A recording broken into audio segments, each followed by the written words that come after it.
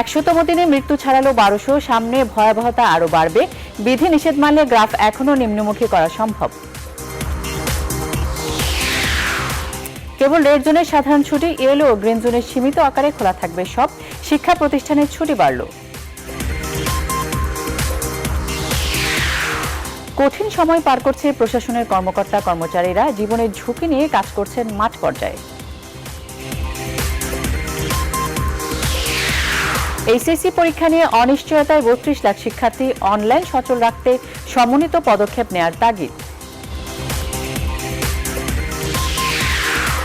Pre-fabricated steel building শিল্পে শুল্কমুক্ত সুবিধায় পণ্য আমদানি বন্ধের দাবি, টেন্ডারে দেশীয় প্রতিষ্ঠানের অংশগ্রহণ নিশ্চিত করার তাগিদ। পারিশ্রমিক দিয়ে বই লিখে দিতেন কাজী আনোয়ার হোসেন, মাসুদ রানা সিরিজের প্রকৃত লেখক শেখ আব্দুল হাকিম, জানালো আদালত।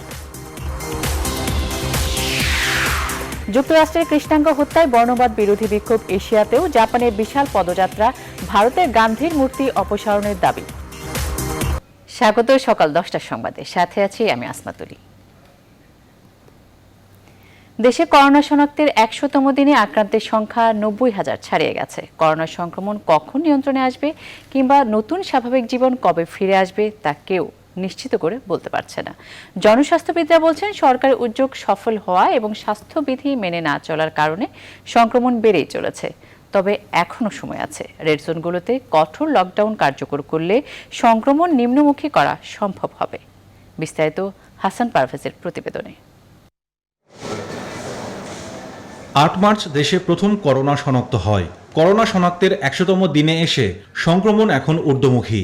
দিন যত যাচ্ছে সংক্রমণ ও মৃত্যুর সংখ্যা ততই বাড়ছে। ৫ এপ্রিল করোনা শনাক্তের সংখ্যায় বিশ্বে বাংলাদেশের অবস্থান ছিল ১১৭তম, কিন্তু এখন বাংলাদেশের অবস্থান ১৮তম। ঠিকমতো কোয়ারেন্টাইন না হওয়া, ঠিকমতো আইসোলেশন না হওয়া, ঠিকমতো ট্রেসিং না হওয়া, লকডাউনটা যেভাবে হওয়া উচিত ছিল সেখানে যে ব্যত্যয়গুলো ঘটেছে, কিংবা ধরেন তারপরে গার্মেন্টস খুলে দেয়া অপরিকল্পিতভাবে, এই যে বিভিন্নখানে আমাদের যে এই ঘাটতিগুলো, তারই ফলশ্রুতিতে আমরা ঊর্ধ্বমুখী ধারায় এখনো আছি। করোনা শনাক্ত হওয়ার প্রথম ২৫ দিনে মাত্র ৫৪ জন রোগী শনাক্ত হয়, মারা যায় ৬ জন। এরপর সংক্রমণ তো কমেইনি, বরং বেড়েই চলেছে। পরের ২৫ দিনে রোগী শনাক্ত হয়েছে ৫,৩৬২ জন এবং মারা যান ১৩৯ জন। শেষ ২৫ দিনে রোগী শনাক্ত হয়েছে ৬৩,৮৮১ জন, মারা গেছেন ৮২৩ জন। কিন্তু স্বাভাবিক জীবন কবে নাগাদ ফিরে আসবে তা কেউ বলতে পারছে না। মানে অনুমান করা যে হয়তো জুলাই মাসে পিকে পৌঁছাবো, তারপর থেকে হয়তো প্ল্যাটু হবে। আমাদের জুন মাসে না হয়ে জুলাই মাস বলছি, এখন জুলাই মাস না হয়ে হয়তো অগস্ট মাস হবে। কিন্তু আমাদেরকে মানে এইগুলো সব তো মানে মানে অ্যাজাম্পশনের উপরে, আজকে যদি এই কাজটা ঠিক মতো হয় তাহলে কালকে এটা বোঝা যাবে। রেড জোনগুলোতে কঠোর লকডাউন দিয়ে যদি আমরা স্বাস্থ্যবিধি মেনে আমাদের কর্মকাণ্ড পরিচালিত করি, তাহলে হয়তো সংক্রমণের হারটাকে নিয়ন্ত্রণে রাখা সম্ভব হবে। জনস্বাস্থ্যবিদরা বলছেন, করোনা নিয়ন্ত্রণে রেড জোনে কঠোর লকডাউন ও জনসাধারণকে কঠোরভাবে স্বাস্থ্যবিধি মেনে চলার বাধ্য করতে হবে। আমরা মাস্ক যেটা পরের কথা ছিল ১০০% এবং এটার জন্য শাস্তিরও বিধান হয়েছে, সেই মাস্কটাই আমরা করলাম না। এটা ব্যবস্থাপনার জায়গা। আমরা এক্ষেত্রেও যদি ঠিক মতো ব্যবস্থাপনা করি, আমার ধারণা মানুষ মাস্ক করবে, মানুষ নিয়ম মানবে। মৃত্যুর সংখ্যায় বিশ্বে বাংলাদেশের অবস্থান এখন ৩১তম। হাসান পারভেজ, নিউজ 24, ঢাকা। করোনা ভাইরাসের সংক্রমণ বিবেচনায় পুরো দেশকে রেড, ইয়েলো, গ্রিন জোনে ভাগ করা হয়েছে। মন্ত্রিপরিষদ বিভাগের সংশোধিত প্রজ্ঞাপনে বলা হয়েছে, রেড জোনে থাকবে সাধারণ ছুটি, ইয়েলো ও গ্রিন জোনের সীমিত আকারে সব খোলা থাকবে। প্রজ্ঞাপন অনুযায়ী অনুমোদিত অঞ্চলে সীমিত যাত্রী নিয়ে চলতে পারবে গণপরিবহন। জনস্বাস্থ্য বিশেষজ্ঞরা বলছেন, ভাইরাস নিয়ন্ত্রণের শেষ সুযোগ কঠোরভাবে বাস্তবায়ন করতে হবে। ব্যর্থ হলে সংকট ও সংক্রমণ দুটোই বাড়বে। বিস্তারিত আশিকুর রহমান শ্রাবণের প্রতিবেদনে। সংক্রমণ বিবেচনায় ঢাকায় রেড জোন ৪৫টি, যার মধ্যে উত্তরে ১৭ আর দক্ষিণে ২৮। চট্টগ্রাম সিটি কর্পোরেশনের ১১টি এলাকা নতুন রেড জোনের তালিকায়। এই বাস্তবতায় মন্ত্রিপরিষদ বিভাগের প্রজ্ঞাপনে বলা হয়েছে, বাইরে বেরোলে মাস্ক পরা বাধ্যতামূলক, হাটবাজার দোকানপাটে কেনাকাটায় শারীরিক দূরত্ব বজায় রাখতে হবে। অনুমোদিত অঞ্চলে সীমিত আকারে গণপরিবহন চলবে, সড়ক ও নৌপথে পণ্য পরিবহন চলবে। নিষেধাজ্ঞা চলাকালে কোনো শিক্ষা প্রতিষ্ঠান খোলা রাখা যাবে না, তবে অনলাইনে শিক্ষা কার্যক্রম চালানো যাবে। স্বাস্থ্যবিধি ও মন্ত্রণালয়ের অনুশাসন মেনে ধর্মীয় উপাসনালয়ে প্রার্থনা করা যাবে। গ্রিন জোনে সীমিত আকারে সব খোলা থাকবে। জনস্বাস্থ্য ও ভাইরাস বিশেষজ্ঞরা বলছেন, উদ্যোগগুলো বাস্তবায়নে অতীতের ভুল আর করা যাবে না। এই পদ্ধতিতে অনেকটাই সুফল আসতে পারে যদি কঠোরভাবে এটি আরোপ করা হয়। লকডাউন অথবা রেড জোনিং কিন্তু সর্বশেষ কথা না, এটি একটি ভূমিকা মাত্র। এই জন্য বলবো লকডাউন, জোনিং এবং একই সাথে টেস্ট, ট্রেসিং অ্যান্ড ট্রিটমেন্ট, এটিকে মূল নীতি ধরে সমস্ত কিছু করতে হবে। এইবার কি অকৃতকার্য হওয়ার স্কোপ নেই আমাদের এখানে কৃতকার্য হতেই হবে। আমি আশা করব যে সরকার সেটা করবে। করোনা পরিস্থিতিতে টানা 2 মাসেরও বেশি সময় বন্ধ থাকার পর সীমিত পরিসরে গত 31শে মে অফিস খোলে। 31 মে থেকে 15 জুন পর্যন্ত সীমিত আকারে সব স্বাভাবিক করার নির্দেশনা আসে। করোনা ভাইরাস মোকাবেলায় এর আগে সরকারের পক্ষ থেকে যে সমস্ত পদক্ষেপ নেওয়া হয়েছিল সবগুলো সফলভাবে বাস্তবায়ন করা যায়নি এবং ছিল সমন্বয়হীনতা। এই অভিযোগটি তুলেছেন জনস্বাস্থ্য বিশেষজ্ঞরা। তারা বলছেন, এই শেষবারের জোনিং সিস্টেমটি সঠিকভাবে বাস্তবায়ন করা ছাড়া আমাদের সামনে আর কোনো পথ খোলা নেই। তারা এটাও বলছেন, যদি এটিতে আমরা ব্যর্থ হই তাহলে আমাদের সামনে হয়তোবা বিপর্যয় আসছে। আশিকুর রহমান শ্রাবণ, নিউজ 24, ঢাকা। জোন ভিত্তিক বিধিনিষেধের খবর জানাতে আমরা চলে যাচ্ছি বরিশালে। সেখানে আছেন সহকর্মী রাহাত খান। রাহাত, বরিশালের রেড জোনগুলোতে বিধিনিষেধ কখন থেকে কার্যকর হচ্ছে, কি বলছে প্রশাসন?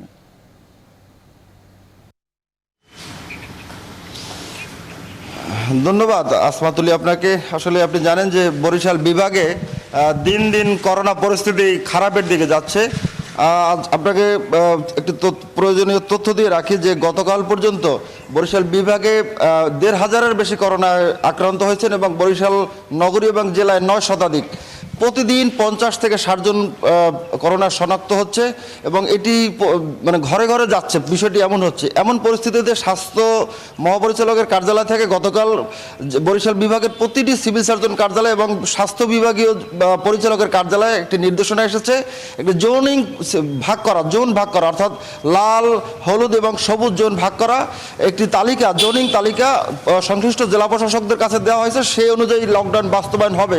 আজকের যে কোনো সময় থেকে জোন ভিত্তিক করে সে অনুযায়ী যে লকডাউন কার্যকর হবে বলে এখানকার যে প্রশাসনের কর্মকর্তারা জানিয়েছেন। আমরা একটু কথা বলবো বরিশাল বিভাগের স্বাস্থ্য বিভাগীয় সহকারী পরিচালক ডাক্তার শ্যামল কৃষ্ণ মণ্ডলের সাথে, যাদের কাছ থেকে সুপারিশ গেছে স্থানীয় প্রশাসনে। আমরা কথা বলবো ডাক্তার শ্যামল কৃষ্ণ মণ্ডল, আপনার কাছে জানতে চাই যে লকডাউনের কথা শোনা যাচ্ছে এবং সেটি বরিশাল সিটি নয়, জেলা বা বিভাগের বিভিন্ন জায়গায় আপনারা কিভাবে বা আপনারা নির্ধারণ করলেন এবং কখন থেকে বাস্তবায়ন হচ্ছে?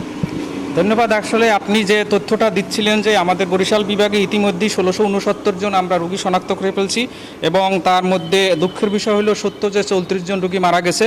এখানে একটা কথা উল্লেখ করতে হয় যে আমাদের যে রোগীগুলো আমরা শনাক্ত করেছি তার মাত্র 294 জন রোগীকে আমরা হাসপাতাল আইসোলেশন চিকিৎসা করি এবং বাকি যে রোগী তার মানে 1400 রোগী বাসায় চিকিৎসা নিচ্ছে। সেখানে একটা সমস্যা হচ্ছে, যাদের বাসায় চিকিৎসা হচ্ছে তাদেরকে আমরা স্বাস্থ্য বিভাগের পক্ষ থেকে, প্রশাসনের পক্ষ থেকে যেটা বলতেছি যে আপনারা আইসোলেশনে থাকেন। সেখানে অনেক সময় রোগীরা যাদের মৃদু লক্ষণ অথবা কম লক্ষণ অনেকেই ছোটাফেটা করে, যার জন্য সরকারের পক্ষ থেকে এবং স্বাস্থ্য বিভাগের সুপারিশ যেটা রয়েছে সেটা হচ্ছে সেই বাসাগুলোকে পুরো লকডাউন করে দেওয়া। তারই অংশ হিসাবে যেহেতু বরিশাল সিটি কর্পোরেশন সহ বরিশালের বিভিন্ন জায়গায় এখন রোগীর সংখ্যা বেশি, সরকারের নির্দেশনা অনুযায়ী স্বাস্থ্য বিভাগ যেটা করছে ম্যাপিংটা আমরা বুঝাইতে চাচ্ছি যে সেটা হচ্ছে যে এরিয়াতে বেশি একটা সংখ্যা দেওয়া আছে 1,10,000-এর বেশি, সেই অনুযায়ী রেড জোন, বাকিগুলোকে ইয়েলো জোন, গ্রিন জোন হিসেবে ভাগ করা হয়েছে। রেড জোনগুলোকে আমরা ইতিমধ্যে ইতিমধ্যেই ম্যাপিংটা আমাদের অধিদপ্তর এবং মন্ত্রণালয় প্রেরণ করা হয়েছে এবং স্থানীয় প্রশাসনের কাছে পৌঁছে দেওয়া হয়েছে।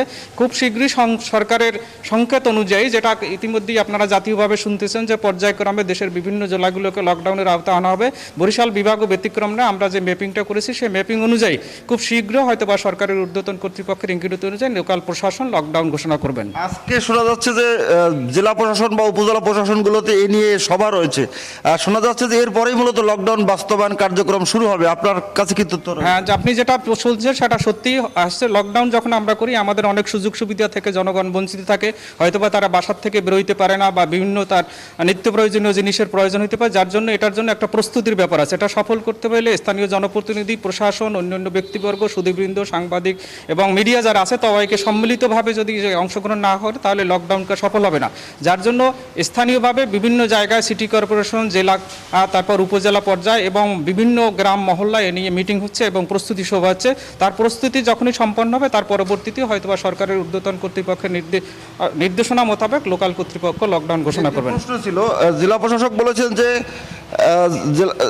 জেলা প্রশাসক এক কথায় উত্তর দেবেন। জেলা প্রশাসক বলেছেন যে আপনাদের যে জোনিং তালিকা সেখানে কিছু অবজারভেশন রয়েছে, সেই বিষয়টি স্বাস্থ্য বিভাগকে জানানো হয়েছে। অর্থাৎ 5-10 রোগীর জন্য একটি পুরো উপজেলা লকডাউন করতে তারা চাচ্ছেন না, তারা চাচ্ছেন যে আরো ছোট পরিসরে গিয়ে লকডাউন করতে। এই বিষয়ে সেটা তো খুবই সত্য কথা। সেটা বলা হচ্ছিল এরিয়া ভিত্তিক, ওয়ার্ড বা ভৌগোলিক সীমারেখা বা আগের থেকে যে ধরেন একটা খালের পাড়ের এপার ওপার, এইভাবে অনুযায়ী যে এলাকাতে আপনার রোগীর সংখ্যা বেশি থাকবে সেই অনুসারে আমরা রেড এরিয়া মার্ক করে এবং সেই অনুযায়ী আমরা লকডাউনের সত্যিকার অর্থে এবার কার্যকর হবে।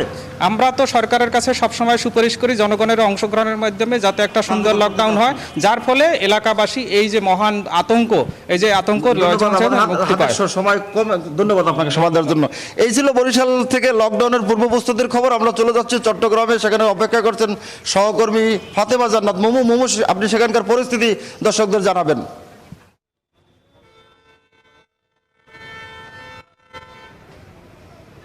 ধন্যবাদ রাহাত। আমি আছি চট্টগ্রামের পাহাড়তলী 10 নং ওয়ার্ড এলাকায়।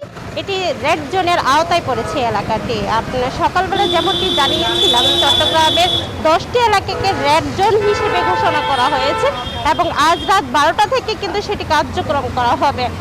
সরকারের পক্ষ থেকে, প্রশাসনের পক্ষ থেকে বিভিন্ন উদ্যোগ নেওয়া হয়েছে এইসব এলাকাগুলোকে যাতে মানুষ নিরাপদে থাকে এবং এইসব এলাকার যারা আক্রান্ত হয়েছে তাদের মানুষ না আসে সে বিষয়ে বিশেষ নজরদারি রাখা হচ্ছে।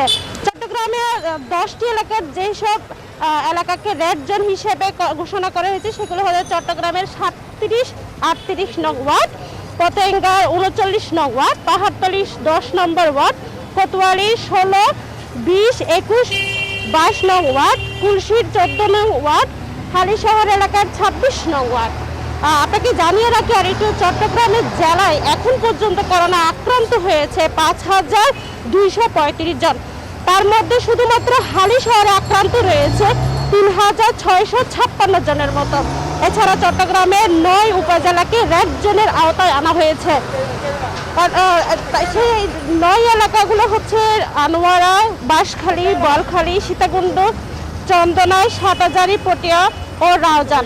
এইসব এলাকাগুলোকে রেড জোন হিসেবে ঘোষণা করা হয়েছে এবং এই এলাকাগুলোকে বিশেষ নজরদারিতে রাখা হবে। আজ রাত 12টা থেকে প্রশাসনের পক্ষ থেকে এলাকায় এলাকায় মাইকিং করে জানিয়ে দেওয়া হবে। এই মূলত হচ্ছে রাত 8টা থেকে ভোর 6টা পর্যন্ত বিশেষ কড়া নজরদারিতে রাখা এবং ঘর থেকে বাইরে না আসা, এই ধরনের একটা নির্দেশনা দেওয়া হয়েছে এবং তারা বলছেন বারবার যে এইসব এলাকার মানুষ সবচেয়ে বেশি আক্রান্ত হয়েছে। এইসব মানুষের আক্রান্ত সংস্পর্শে যাতে সাধারণ মানুষ না আসে সে বিষয়ে নজরদারি রাখা হবে। এবং আপনাকে আরেকটু জানিয়ে রাখি, চট্টগ্রামে এখন পর্যন্ত করোনা আক্রান্ত হয়ে 106 জনের মতো মৃত্যু হয়েছে আর চিকিৎসা সেবা দিতে গিয়ে 132 জন মতো চিকিৎসক আক্রান্ত হয়েছে। এইসব আক্রান্ত দ্রুত ছড়িয়ে পড়ছে একজন থেকে। মূলত গাড়ি পরিবহন, বড় পরিবহনগুলো খুলে যাওয়ার কারণে মানুষ দ্রুত এই করোনার সংস্পর্শে আসছে এবং করোনা আক্রান্ত সংখ্যা বৃদ্ধি পাচ্ছে। সেই আক্রান্ত সংখ্যাকে কমিয়ে আনার জন্য মূলত রেড জোন হিসেবে যেসব এলাকাতে বেশি আক্রান্ত হয়েছে সেগুলোকে ঘোষণা করা হয়েছে। প্রশাসনের নজরদারিতে আনা হবে বলে জানিয়েছেন। তো আমার সাথে চট্টগ্রাম থেকে আমার কাছে ছিল সর্বশেষ তথ্য। আমার সাথে এই মুহূর্তে যুক্ত আছেন কুমিল্লা থেকে আমাদের সহকর্মী জীবন। আমরা সরাসরি চলে যাব সেখানে, তিনি আমাদেরকে জানাবেন সেখানকার সর্বশেষ পরিস্থিতির কথা। জীবন।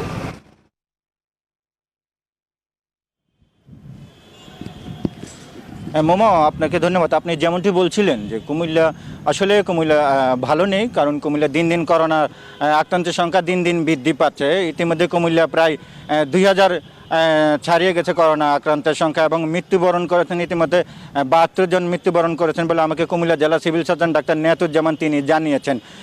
আরেকটি বিষয়, গতকাল রাতে কুমিল্লার দক্ষিণ জেলা আওয়ামী লীগের সহসভাপতি এবং বিশিষ্ট রাজনীতিবিদ আলকাসুর রহমান তিনিও গতকাল করোনা আক্রান্ত হয়ে তিনি মারা গেছেন, কুমিল্লা মেডিকেল কলেজ হাসপাতালে ইন্তেকাল করেছেন। তো আসলে সব কিছু মিলিয়ে কুমিল্লার অবস্থা দিন দিন খুবই খারাপের দিকে যাচ্ছে। এবং রেড জোন বিষয়ে আমরা যতটুকু জানতে পেরেছি, কুমিল্লার জেলা প্রশাসক আবুল ফজর মিয়া তিনি আমাকে জানিয়েছেন এই রেড জোনে কুমিল্লা সিটি কর্পোরেশনের এলাকায় 4টি ওয়ার্ডে রেড জোন হতে পারে বলে তিনি আমাকে জানিয়েছেন, এবং সেই ওয়ার্ডগুলি হচ্ছে 3, 11, 12 এবং 13 নং ওয়ার্ডে। এই সকল এলাকায় রেড জোন বিষয়ে তারা আজকে সবাই করবেন। কুমিল্লা জেলা প্রশাসক সম্মেলন কক্ষে একটি করোনা প্রতিরোধ সমন্বয় সভা অনুষ্ঠিত হবে।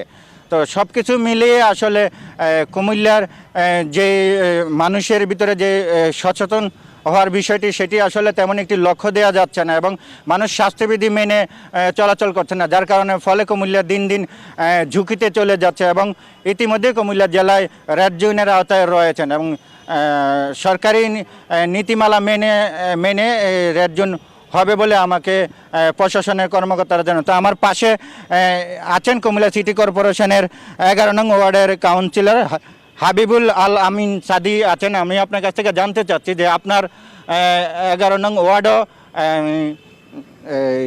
রেড জোন হতে পারে বলে আমরা জানতে পেরেছি। আপনার কি সার্বিক প্রস্তুতি আছে কিনা, এবং করোনা ঠেকাতে আপনাদের প্রস্তুতি কেমন? আসলে আপনারা দেখছেন যে করোনা পরিস্থিতি থেকে আমরা প্রথম থেকেই সার্বক্ষণিকভাবে মাঠে কাজ করে যাচ্ছি, এবং এই কাজ আমরা ধারাবাহিকতা বজায় রাখছি। আর আপনাদের যে লকডাউন কথা আসছে, ওই লকডাউন কমিটিতে ডিসি অফিসে আমি একজন মেম্বার, এবং আমরা আজকে 12টায় মিটিং ডাকবে, এই মিটিংয়ে আমরা উপস্থিত থাকব। আমরা করোনার জন্য আমরা সময় চাবো, আমরা একটা রূপরেখা তৈরি করতে হবে, কারণ যারা মধ্যবিত্ত এবং নিম্ন মধ্যবিত্ত তাদের বাড়িতে আমাদের খাবার পৌঁছে দিতে হবে যদি আমরা লকডাউনে যাই।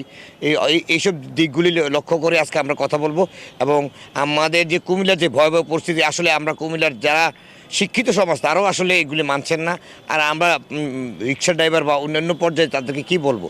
আসলে এগুলি যদি আমরা সচেতন না হই, আমাদের যেভাবে দিন দিন করোনা আক্রান্ত হচ্ছে মানুষ, কালকেও কুমিল্লাতে 6 জন মারা গিয়েছে।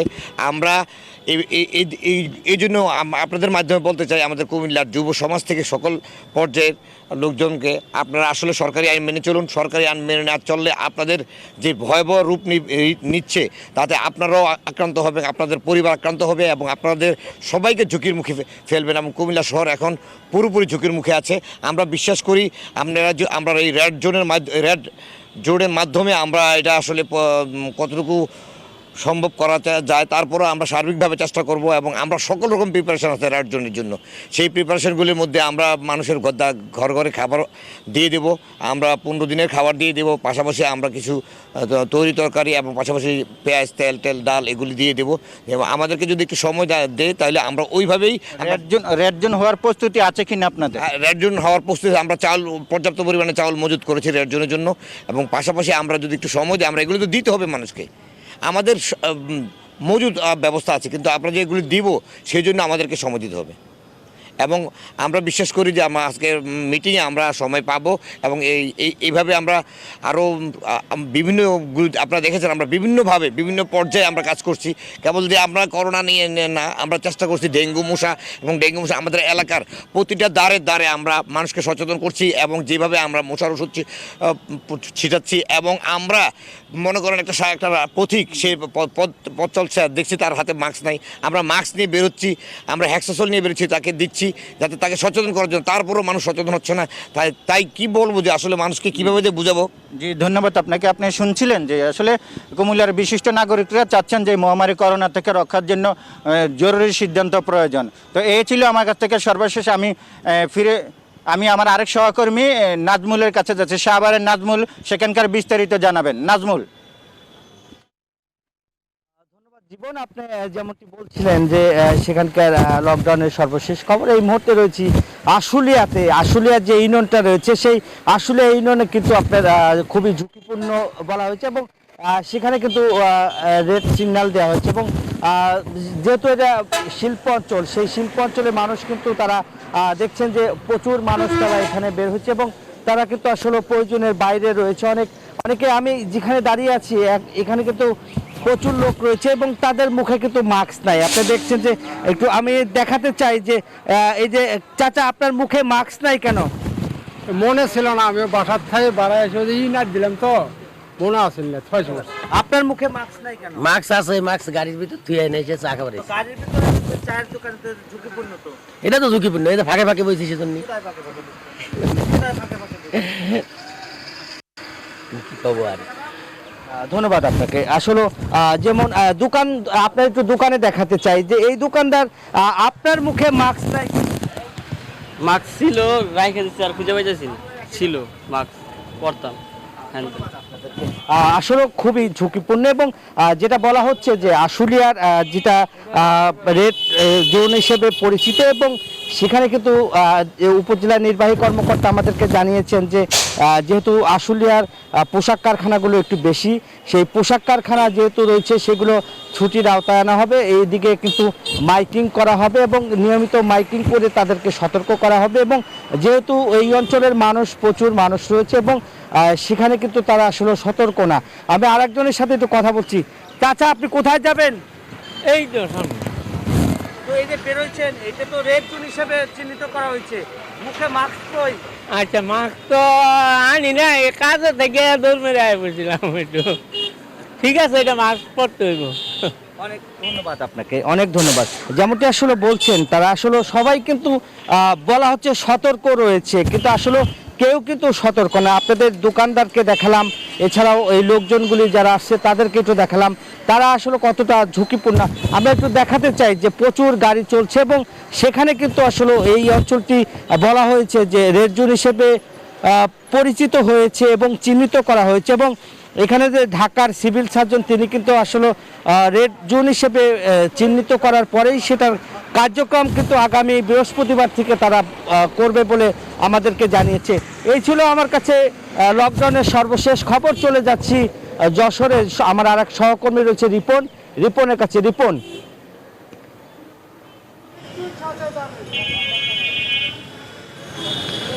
ধন্যবাদ নাজমুল হুদা আপনাকে।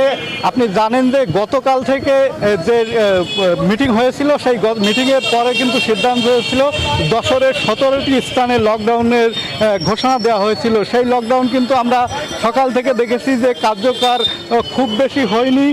তো বিভিন্ন এলাকায় আমরা ঘুরেছি, সেই সমস্ত এলাকায় কিন্তু লকডাউন ফুল কার্যকর হয়নি, আমরা এমনটি কিন্তু দেখেছি। এবং বিভিন্ন স্থানে দেখেছি যে মানুষে অবাধে যাতায়াত করছে। ঘোষণা ছিল যশোর শহরে, বিশেষ করে যে শহর এলাকা রয়েছে সেখানে অল্প সংখ্যক যানবাহন চলাচল করবে, কিন্তু আমরা এখানে দেখছি অধিক সংখ্যক যানবাহন চলাচল করছে এবং মানুষের কিন্তু ঘরের বাহিরে বেরোছে। আপনাকে একটু জানিয়ে রাখি যে 17টি স্থানে লকডাউন ঘোষণা করা আছে, সেই স্থানগুলো সমূহ যশোর পৌরসভার 3 নম্বর ওয়ার্ড অর্থাৎ ভোপ এলাকা, উপশহর আরবপুর এলাকা এবং এই অভয়নগর উপজেলার চলুশিয়া, বাগুটিয়া, পায়রা ইউনিয়ন এমন কিন্তু যে স্থানগুলো রয়েছে 17টি স্থানে লকডাউনের ঘোষণা করা হয়েছিল। সেই ঘোষণার পরে কিন্তু আমরা দেখেছি যে খুব বেশি কার্যকর নয় এবং যদি আইন শৃঙ্খলার বাহিনীর কথা বলি তারাও কিন্তু খুব বেশি মাঠে নেই এবং তারা কিন্তু খুব বেশি পদক্ষেপ আমরা নিতে দেখিনি। আপনি জানেন যে দিন দিন যশোরে কিন্তু এই করোনা রোগীর সংখ্যা বেড়ে যাচ্ছে। এ পর্যন্ত 230 জন রোগী শনাক্ত হয়েছে এবং এর ভিতরে একজন রোগী কিন্তু ইতিমধ্যে মারা গিয়েছেন। সব মিলে ব্যবসা প্রতিষ্ঠানের যে স্বাস্থ্যবিধি সেটি কিন্তু আমরা মানতে দেখিনি। তো সব মিলে এই ছিল যশোর থেকে আমার কাছে সর্বশেষ। ফিরছি স্টুডিওতে, আসমাতুলি আপনার কাছে। রিপন, ধন্যবাদ আপনাকে। দেশের বিভিন্ন স্থান থেকে জোন ভিত্তিক বিধিনিষেধের খবর জানাচ্ছিলেন আমাদের প্রতিনিধিরা। করোনাভাইরাস মহামারীর মধ্যে লকডাউনের বিধিনিষেধ অনেক ক্ষেত্রে তুলে নেওয়া হলেও শিক্ষা প্রতিষ্ঠানে ছুটি বাড়ল 6 আগস্ট পর্যন্ত। মঙ্গলবার শিক্ষা মন্ত্রণালয়ের এক বিজ্ঞপ্তিতে বলা হয়, করোনা ভাইরাসের মহামারীর কারণে শিক্ষার্থীদের সার্বিক নিরাপত্তার কথা বিবেচনা করে দেশের সকল শিক্ষা প্রতিষ্ঠানের চলমান ছুটি আগামী 6 আগস্ট পর্যন্ত বাড়ানো হয়েছে। দেশে করোনা ভাইরাসের প্রাদুর্ভাব বাড়তে থাকায় গত 17 মার্চ সব ধরনের শিক্ষা প্রতিষ্ঠান বন্ধ ঘোষণা করা হয়। পরে 26 মার্চ থেকে সারা দেশের সব অফিস আদালত আর যানবাহন চলাচল বন্ধ রেখে শুরু হয় লকডাউন। 2 মাস পর 31 মে থেকে সীমিত পরিসরে অফিস খুলে যানবাহন চলাচল শুরু হলেও শিক্ষা প্রতিষ্ঠানগুলো বন্ধ রাখা হয়। 1 এপ্রিল থেকে নির্ধারিত এইচএসসি ও সমমানের পরীক্ষাও স্থগিত হয়ে গেছে মহামারী করোনা ভাইরাসের কারণে।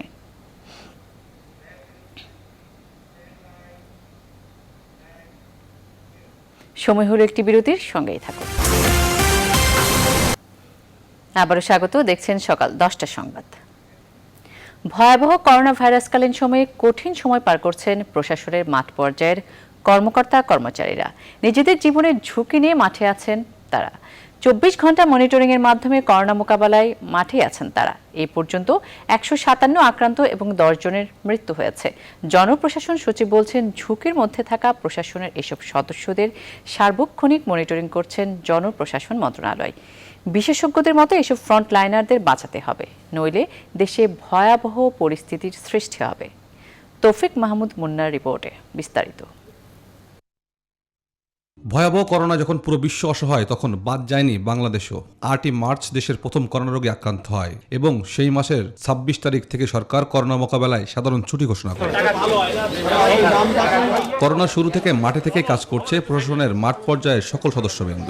এ পর্যন্ত জনপ্রশাসনের 157 জন আক্রান্ত ও 10 জনের মৃত্যু হয়েছে করোনায়। তবুও নানা দুর্যোগ প্রতিকূলতা উপেক্ষা করেই মাঠে কাজ করে চলেছেন এসব কর্মকর্তা। দেশের অন্যতম উপকূলীয় অঞ্চলে কর্মকর্তা জানালেন, ঝুঁকি ও ঘূর্ণিঝড় মোকাবেলার পাশাপাশি কিভাবে করোনা মোকাবেলা করছেন। একই সাথে করোনার আধিক্য থাকা নারায়ণগঞ্জের ডিসিও বললেন ঝুঁকির কথা। আমাদের কাজ করার সাথে সাথে আমাদের পরিবারগুলো কিন্তু নিরাপদ নয়, তারাও কিন্তু এই করোনা ঝুঁকির ভিতরে আছেন। তারা বাইরে না গেলেও আমাদের যে বাইরে যেতে হচ্ছে তার জন্য তারা ঝুঁকিতে আছেন। এবং এই করোনা গত 20 মে আমপানের আঘাতের কারণে আমাদেরকে যে উপকূলবর্তী যে জনগণদেরকে যে আশ্রয় কেন্দ্রে আনা, তাদের ক্ষেত্রেও ওখানে একটা ঝুঁকি ছিল যে আশ্রয় কেন্দ্রে আনলে সবাই গাদাগাদি থাকে, পাশাপাশি থাকে।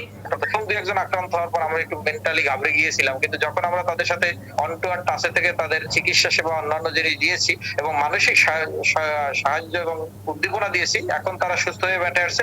এখন সবাই মোটামুটি মাঠে কার্যকরভাবে কাজ করছে। জনপ্রশাসন মন্ত্রণালয় থেকে সার্বক্ষণিক মনিটরিং এর জন্য বিভিন্ন টিম গঠন করা হয়েছে বলে জানান ইউসুফ হারুন।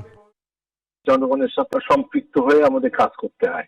তাদের খোঁজ খবর নিই, কেউ অসুস্থ হলে আমাদের টিম আছে, তারা তাদের খোঁজ খবর নেয়। আমরা সরকারি কমিটি হাসপাতালকে আমরা ডেডিকেটেড করেছি, এগুলি আমরা করি। কিন্তু যে হারে সংক্রমণ বাড়তেছে, এখন কি হয় আমরা সবাই খুবই একটা আতঙ্কের মধ্যে আছি।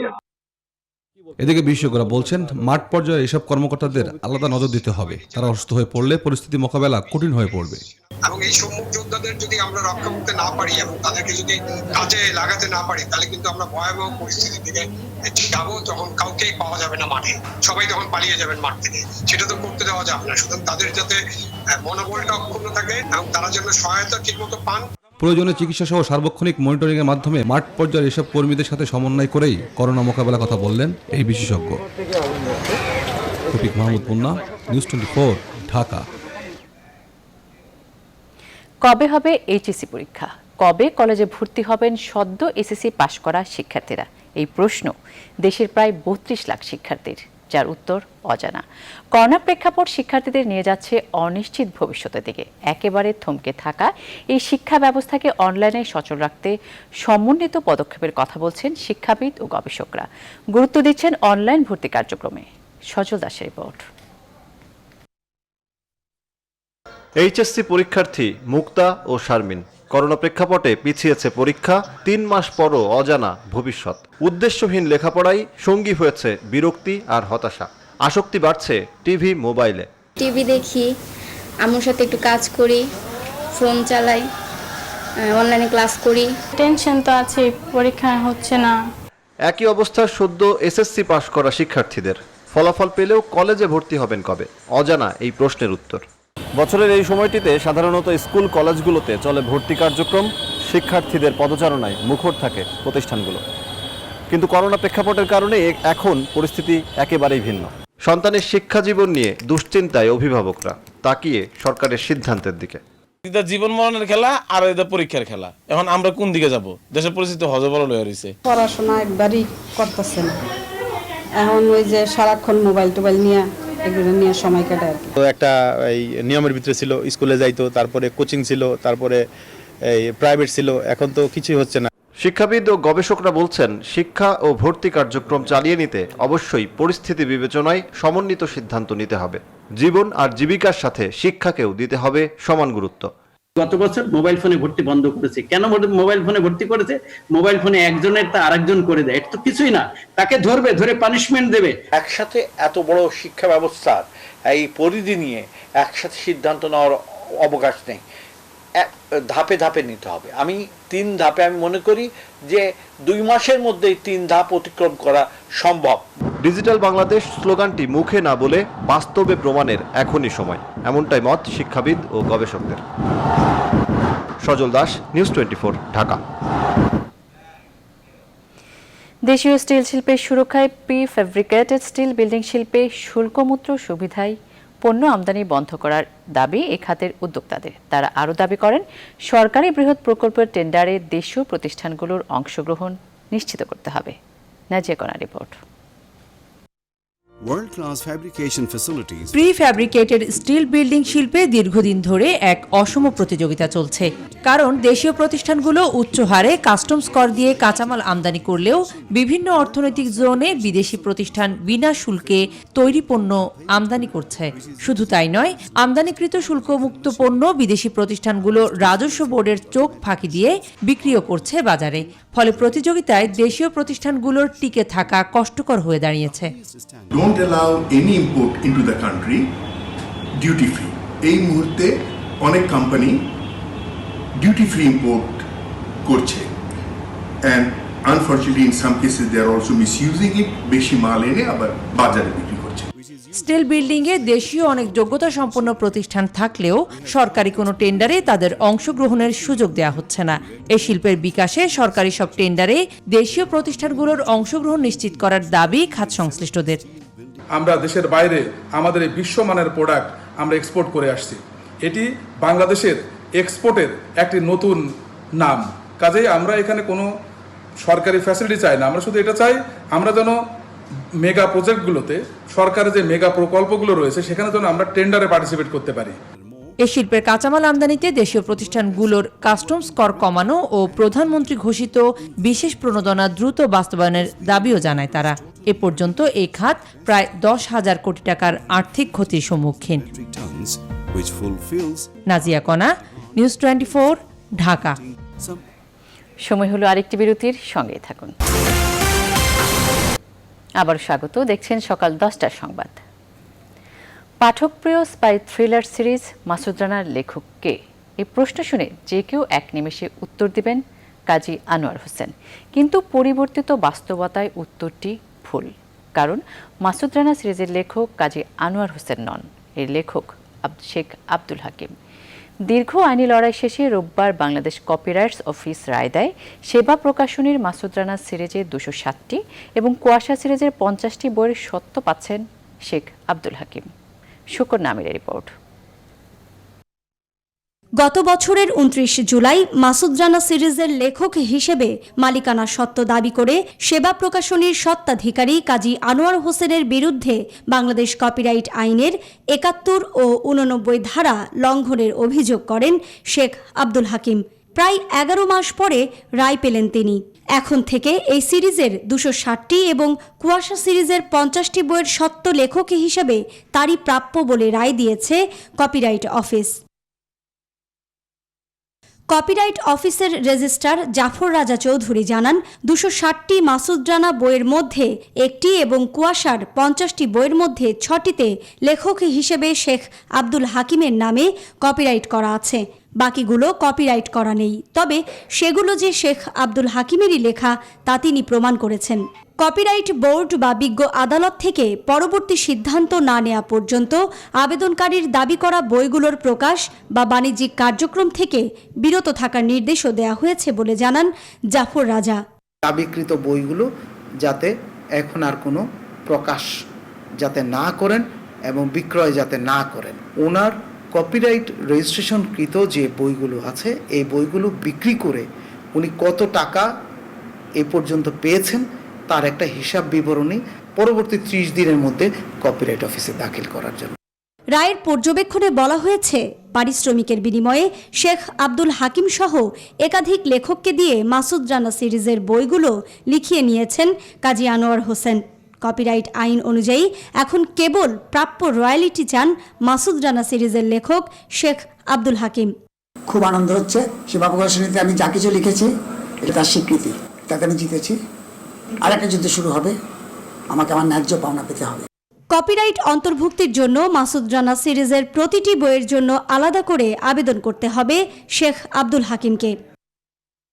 সুকন্যা আমির, নিউজ 24, ঢাকা। এবার আন্তর্জাতিক। বিশ্বজুড়ে গেল 24 ঘন্টায় আরও প্রায় 1,24,000 মানুষ করোনায় আক্রান্ত হয়েছে। তবে কিছুটা কমেছে মৃত্যু। গেল একদিনে প্রাণহানি 3,400। এইসব ঘটনায় বিশ্বের কোভিড-19 মোট মৃতের সংখ্যা 4,38,000 ছাড়িয়েছে, আর মোট আক্রান্ত 81 লাখের বেশি। তবে যুক্তরাষ্ট্রে প্রাণহানির সংখ্যা কমছে। গেল 24 ঘন্টায় 20,000-এর বেশি সংক্রমিত হলেও মৃত্যু 4 শতাধিক। এ নিয়ে দেশটিতে মোট মৃতের সংখ্যা দাঁড়িয়েছে 1,18,000। ব্রাজিলে করোনা পরিস্থিতি ভয়াবহ। দেশটিতে করোনায় একদিনে মারা গেছে আরও 729 জন, আক্রান্ত প্রায় 24,000। এ নিয়ে দেশটিতে মোট মৃতের সংখ্যা দাঁড়িয়েছে 44,000-এ। এদিকে রাশিয়াতে আরও 8,000 সংক্রমণে মোট আক্রান্তের সংখ্যা 5,37,000 ছাড়িয়েছে। তবে ইউরোপে করোনা পরিস্থিতির উন্নতি হয়েছে। সোমবার থেকে লকডাউন শিথিল করেছে ব্রিটেন ও ফ্রান্স। আর ভারতে করোনা পরিস্থিতি ক্রমেই অবনতি হচ্ছে। দেশটিতে গেল 24 ঘন্টায় আরও 10,500 মানুষ সংক্রমিত হয়েছে। এ নিয়ে মোট আক্রান্তের সংখ্যা 3,43,000 ছাড়িয়েছে, প্রাণহানি 10,000-এর বেশি। তবে স্বস্তির খবর হলো বিশ্বব্যাপী এ পর্যন্ত করোনায় সুস্থ হয়েছেন প্রায় 42 লাখ মানুষ।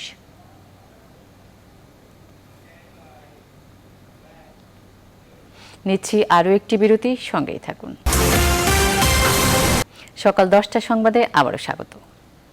ফিফা 2020 বিশ্বকাপকে সামনে রেখে তৃতীয় স্টেডিয়ামের কাজ শেষ করেছে কাতার। এক ঘোষণার মাধ্যমে দেশটি জানিয়েছে আসরটির তৃতীয় ভেন্যু এডুকেশনাল সিটি স্টেডিয়াম খেলার জন্য প্রস্তুত। চতুর্ভুজ বহির্মুখী স্টেডিয়াম হিসেবে পরিচিত পাওয়া স্টেডিয়ামটি কাতারের শিক্ষা, গবেষণা ও উদ্ভাবন কেন্দ্রে অবস্থিত। ভেন্যুটির আসন সংখ্যা ধরা হয়েছে 40,000।